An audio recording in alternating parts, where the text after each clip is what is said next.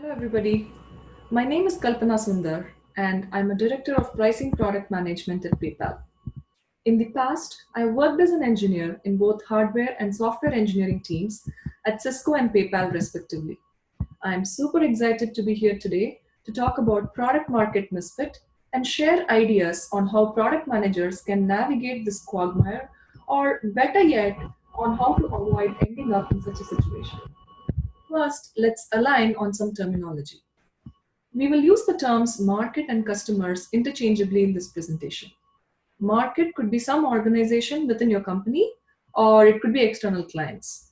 Product could be a physical hardware product or a software solution. I will start by sharing an outline of today's material.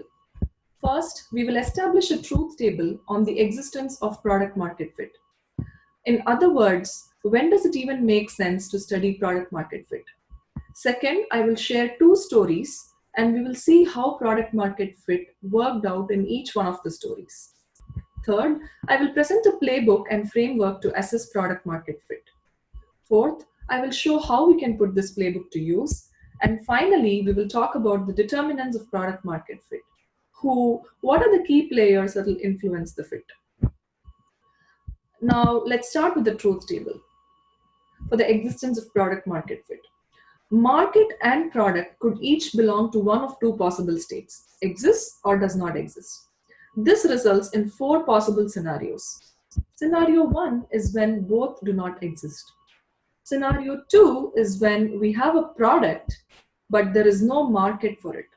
This could happen if the product defines a new category or requires substantial consumer education, or if the product is revolutionary, but there is no market for it. Segway is a classic example for this scenario. Scenario 3 is where the market exists, but we do not have a product. For example, there is a market for space exploration, but we do not have a rocket. We need rocket scientists. Scenario 4 is when both the market and the product exist, or at least there is a plan to develop this product. Having gone through this truth table, I want to make a couple of points here. As a product manager developing a product, you could be in any of these scenarios. Your goal is to first work your way to scenario 4. That's the only valid scenario to assess product market fit. The next point I want to make is this is just the beginning. If you've identified yourself to be in scenario 4, then you have a problem to solve. We'll now look at two stories. We're going to look at them in parallel. As we go through it, I would like for us to form our opinion of which story has a better possibility of product market fit. First, let's see the existing customer experience. Story 1 has frustrated customers. They're not happy with the current product. In story 2, there is no perceptible discontent in customers, but the market is segmented. Let's now look at the alternatives that are available to them. In story 1, there is no alternative. They're looking for a better product. In story 2, there's a feature-rich alternative product, but it comes at a premium price. Part of the market is willing to pay the premium because we said it's a segmented market, right? Further, in story 1, the team that's working on the new product is fully staffed. Whereas in story 2, apart from the core members, the team is yet to be formed. Let's just pause here and predict which of the two stories will end up with a better product market fit. I'm just going to pause for 30 seconds.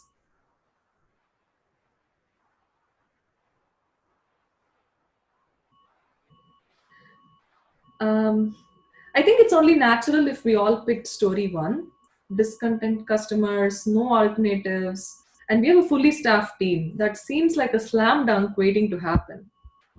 But let's look at what actually happened. In story 1, version 1.2 of the product was launched in just one region. The product was never launched globally. Whereas in story 2, a $1.5 million investment led to a 300-time return on investment in 3 years. We're now going to look more into what happened in these stories in a bit. But the key point I want to make here and note is there is a strong need for the product, but having a strong need alone is not sufficient for product market fit. need is a mere necessity for product market fit. As the cliche goes, potential counts for nothing until it is realized. Let's now find out what happened with these two stories. Story one is actually about an internal product. The sales process is manual and time consuming. There's a strong desire in the global sales organization to automate and streamline the process. Story two, on the other hand, is the now famous product launch story of Dr. John's spin brush. I won't be surprised if many of you have already heard or read about this incredible story. If you haven't, there are a ton of articles and case studies available online for anybody that's interested. For the internal product, the approach was a struggle. The team was unable to align on the minimum viable product. As time went on, the needs of the sales team kept on changing. Hence, it was decided that the focus should just be on one region. Moreover, the benefit was not well understood by all relevant players. The benefit was clear and obvious for the product manager, as it always is, but without a prototype, for the rest of the teams, it wasn't clear at all.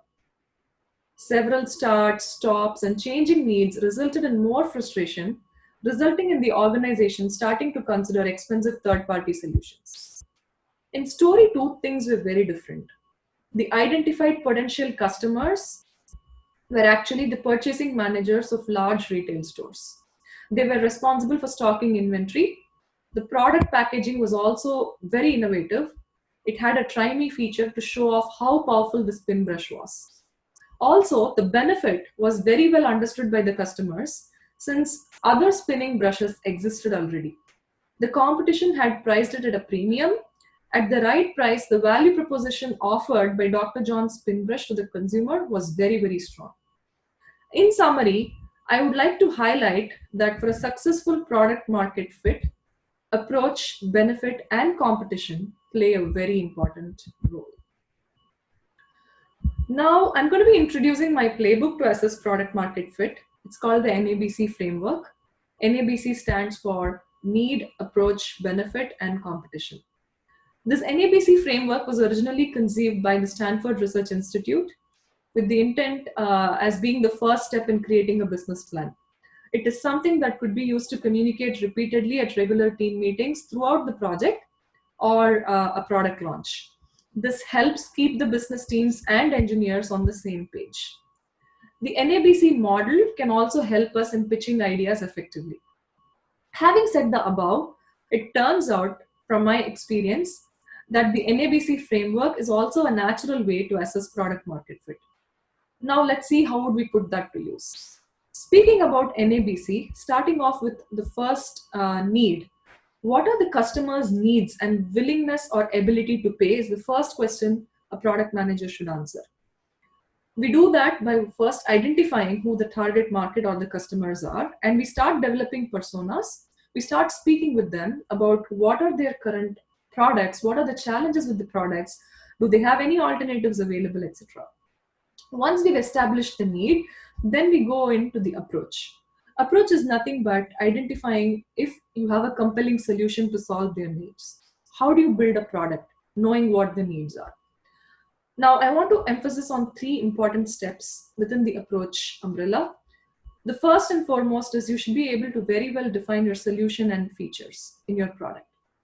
You should also be able to think about the plan for your budget and resources at this point in time so that you're able to very clearly develop a schedule with milestones. Once you're done with your need and approach, then you should be able to articulate the benefit of your product.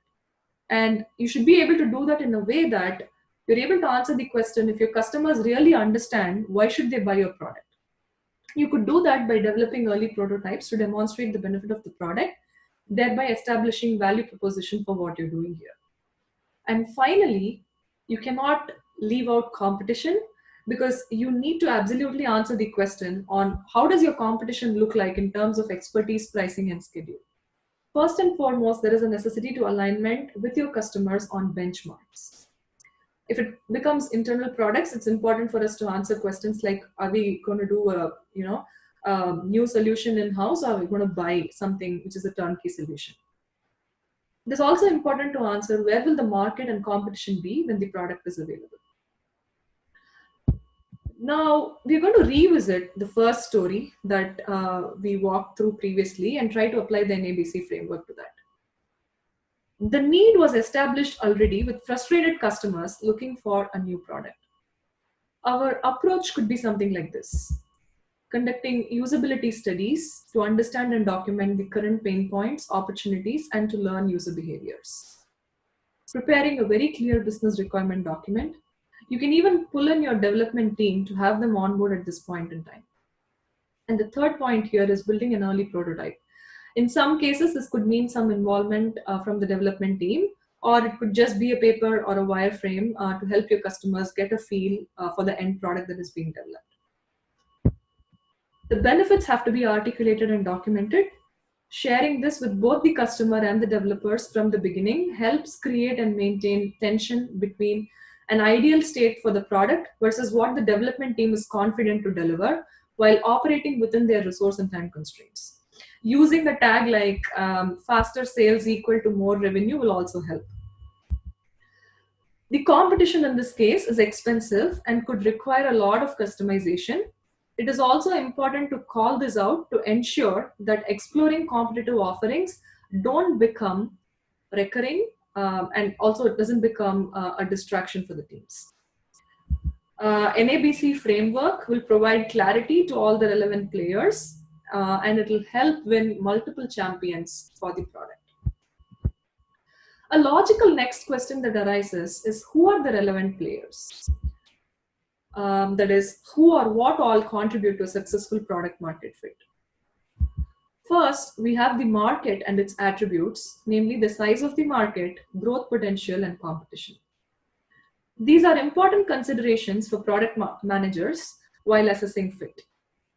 If the market is small or if it is shrinking, it's very important to ask the question, is this the best use of my resources? This is a classic question of opportunity cost. Next, we have the product and its attributes. These are fairly straightforward, but it is useful to understand how much wiggle room you have for each of these attributes. Finally, it's the quality and resourcefulness of the team. There's going to be a constant pressure to limit the number of resources, and retaining top talent for long is also a challenge. Both of these could be crucial to get buy-in from the customer. The customer needs to buy into the product and the team's ability to deliver on a schedule.